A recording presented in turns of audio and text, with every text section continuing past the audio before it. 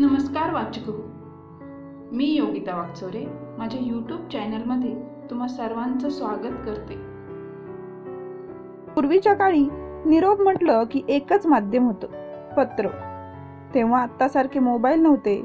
अगदी टेलिफोन म्हटलं तरी कुणा एकाच्याच घरी तो असायचा. त्यातही तेव्हाचा कॉल रेट इतका जादा होता आणि पैसे त्या प्रमाणात कमी. त्यामुळे संपर्काचं माध्यम म्हणजे पत्रच. पुढे काळानुरूप बदल होत गेले आणि आता तर माणसागणिक मोबाईल आलेत आणि आज जगाच्या पाठीवर कुठेही आपण एकमेकांना बघू शकतो, तासनतास बोलू शकतो. इतकं तंत्रविज्ञान पुढे गेलं आहे. पण त्या पत्रातला ओलावा आहे ना, तो कुठेतरी हरवला असं वाटतं. त्या पत्राची वेगळीच मजा होती. पत्र खुशाली चीज, पण पुढचं पत्र येईपर्यंत त्याची उजळणी व्हायची. आज अनेक वर्षांनी मीही एक पत्र लिहिलं आहे. ते मी आज इथे सादर करून दाखवणार आहे. हे पत्र कोणा व्यक्तीला लिहिलं नाही. हे पत्र लिहिलंय आपल्या सर्वांचाच लाडका आणि सर्वांनाच हवाहवासा असलेला पाऊस. मी पत्र सादर करते. प्रिय पाऊस. बाबा, एखाद्या प्रियकर प्रेयसीला लाजवावी एवढी आतुरता तुझ्या येण्याची सर्वांनाच. बघ ना, तुझ्या येण्याचे वेध लागले की मोर नाचायला लागतात. शेतकरी शेत नांगरून तुझ्या येण्याची आस लावून बसतो. आणि मी तर ऐकलंय तो चातक पक्षी म्हणे या दिवसात तुझ्या पाण्याशिवाय पाणीच पित नाही. सतत वर तोंड करून तुला आवाज देत असतो. तुला येतो ना ऐकू आवाज? सगळेच जण तुझ्याकडे डोळे लावून बसलेले असतात. अगदी लहानांपासून तर वृद्धांपर्यंत निसर्गातील प्रत्येक घटक. उन्हामुळे जाम आळसून गेलेलो असतो रे. आणि आम्हीच नाही, या धरणी मातेलाही तुझी आस लागलेली असते. उन्हाने पार रखरखून जाते रे तीही. मग तिलाही तुझ्या स्पर्शाचा गारवा हवाहवासा वाटतो. तुला नसेल माहीत, पण मी अनुभवलंय अनेकदा. तुझ्या पहिल्या थेंबानेच ती इतकी आनंदी होते की तिच्या अंतरंगातील गंध जो कस्तुरीच्या गंधालाही फिका पाडतो, तो गंध ती सर्वत्र पसरवते. त्या गंधाचा आनंद फक्त तुझ्यामुळेच मिळतो बरं का आम्हाला. आणि लहान मुलांचा आनंद, तो तर गगनात मावेनासा होतो. तुझ्या येण्याने काय घडते ते कसं वर्णावं मी? अरे, सृष्टी जशी काय आतून बाहेरून फुलून जाते.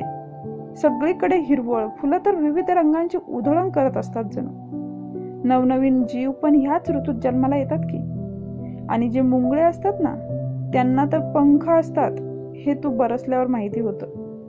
आनंदाने उडू लागतात, पण त्यांचा प्रवास तिथपर्यंतच. आणि हो, आकाशात तर किती रंगांच्या छटा.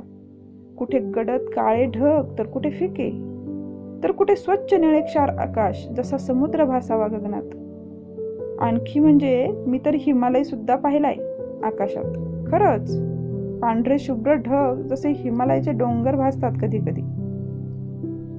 ढगांचा स्पर्श, इंद्रधनुष्य, सूर्याची आणि ढगांची लपाछपी, डोंगरावर पडणारा दुधाळ धबधबा, किती किती गोष्टी सांगताही येणार नाही मला तर. सृष्टीचं अवर्णनीय दर्शन फक्त तुझ्यामुळे अनुभवता येतं हे. पण तुझी एक गोष्ट मला अजिबात आवडत नाही.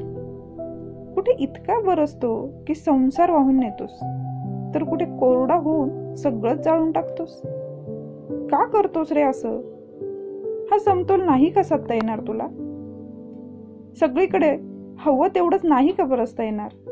बघ ना, तेवढं जमलं तर. हो, मला माहिती आहे तुझ्या अशा वागण्यालाही आम्हीच जबाबदार आहोत. झाडांच्या जंगलात सिमेंटची जंगलं उभी केली, डोंगर पोखरून तिथेही वसाहत केली, नदी नाले बुजवले, तिथेही आक्रमणच केलं म्हणा. प्रगतीच्या नावावर निसर्गाचा विध्वंस मांडलाय. मान्य आहे मला. मान्य आहे आम्हाला आमच्या चुका दिसत नाही. आम्ही फक्त तुलाच दोष देत राहतो. वेळेत पडला तर तू खूप चांगला, मग आम्हीही खुश. गरजेपेक्षा जास्त झालास की मग तू नकोसा. कमी पडला की पुन्हा वाट पाहणं. स्वार्थी झालोय रे आम्ही सर्व. आमच्या गरजेपेक्षा जास्त बरसलास की आम्हाला तुझी चिडचिड चिकचिक वाटते. पण आम्ही तुझीच लेकरे आहोत ना. माफ कर ना आम्हाला. करशील ना? अरे आम्हाला जाणीव झाली आहे आमच्या चुकांची, खरंच. आता आम्ही झाडे लावतो, खूप झाडं लावायची ठरवलंय आम्ही. तू पाहिलं असशील ना, वर्तमानपत्रात किती बातम्या येतात, फोटोही असतो बघ. एक झाडाचं रोपटं लावलेलं असतं, बाजूला 5-6 जण पोज देऊन उभे बसलेले असतात. माणसांच्या स्टेटसनुसार बातमीची साईज आणि पानही असते बघ. अरे तुला एवढं सांगते खरं, पण तुला वर्तमानपत्र कुठे वाचता येतंय? पण तेही बरंच आहे म्हणा. झाडं लावायचं शिकलोय रे आम्ही, खरंच. आता फक्त वाढवायचं शिकायचंय, पण तेही शिकू लवकरच. हो, तसे काही लोक खूप छान वाढवतात, बाकीही शिकतील. तसे हुशार आहोत आम्ही. आमच्या हुशारीबद्दल जर सांगायचं झालं ना, जाऊ दे.